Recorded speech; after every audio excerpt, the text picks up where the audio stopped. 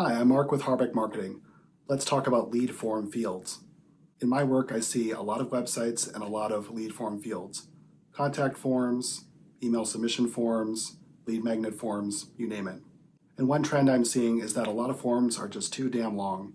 When it comes to some industries, like home service industries, it's okay that quote forms, lead capture forms in some cases are long and have a bunch of fields, including some that are required fields.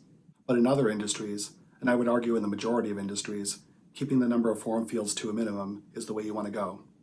So I think it's very important for most cases in most industries to ask yourself how many fields beyond name and email address are really needed.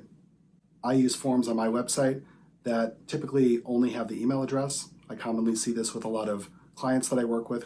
And the great thing about forms with one field for email address is that if you have somebody on your list with their name, their first name, or their full name, you can always parse that out later on your spreadsheet or in your CRM.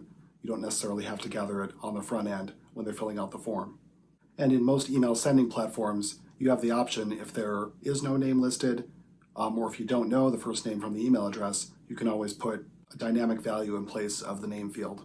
You could have your email start off with hi there or hi company name supporter. So the bottom line is that you have options for personalization later that don't depend on your lead even entering anything more than their email address in most cases.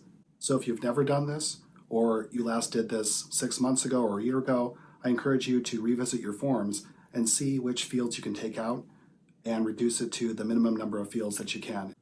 So what do you think of my position on this? Have you gotten high conversions from forms with many more fields beyond just name and email address? Let me know what you think in the comments.